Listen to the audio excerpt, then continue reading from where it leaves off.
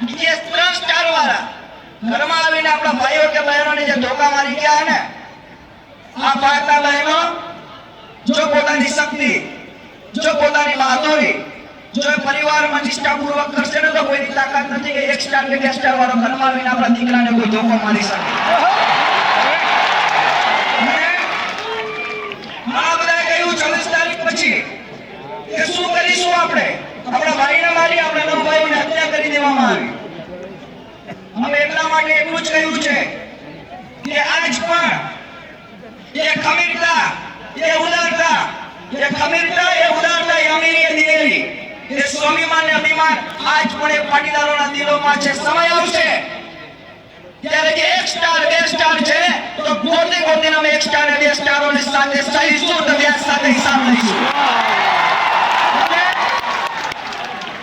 ગઈકાલે મુખ્યમંત્રી સાથે મુલાકાત થઈ. અમે આજ સુધી અનામતના મુદ્દે કોઈ ચર્ચા નથી કરી. ગુજરાતના 197 કન્વીનરો સાથેની કોમ્યુનિટી હોલની મીટિંગમાં અમે એ લોકો સાથે પણ ચર્ચા કરી હતી કે આપણે કોઈ અનામતના મુદ્દે ચર્ચા નહીં કરીએ. પહેલી ચર્ચા હશે તો પટેલ સમાજ સાથે જે અત્યાચાર થયો છે એ મુદ્દે ચર્ચા હશે. અને એ ચર્ચા અમે કરી છે મિત્રો. ત્યાં અમે જ્યારે મીટિંગ કરવા ગયા તો અમે ગૌરવથી ગયા હતા, અભિમાનથી ગયા હતા. અને અભિમાન એટલું હતું કે ગુજરાતના 1,80,00,000 પાટીદારો સાથે ગદ્દારી ના થવી જોઈએ. અમે નથી કરી મિત્રો, અને એનું અમને ગૌરવ છે.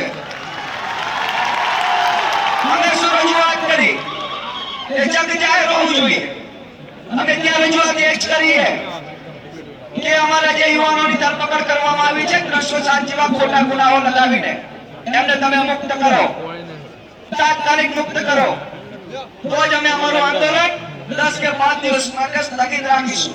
અમારો બીજો મુદ્દો હતો કે અમારા યુવાનોની હત્યા કરવામાં આવી છે જે વિસ્તારમાં, એ વિસ્તારના પીઆઈ, પીએસઆઈ, કોન્સ્ટેબલ, એએસઆઈ ને તાત્કાલિક સસ્પેન્ડ કરો. 300 ના ગુના હેઠળ એની પર કેસ ચલાવવામાં આવે.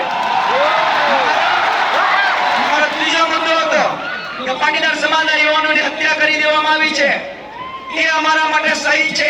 એમના ઘરે વળતર મળવું જોઈએ 35 લાખ રૂપિયા, અને એ વળતરની સાથે સાથે એના પરિવારને એક વ્યક્તિને ગવર્નમેન્ટ નોકરી મળવી જોઈએ. એ રજૂઆત અમે કરી છે.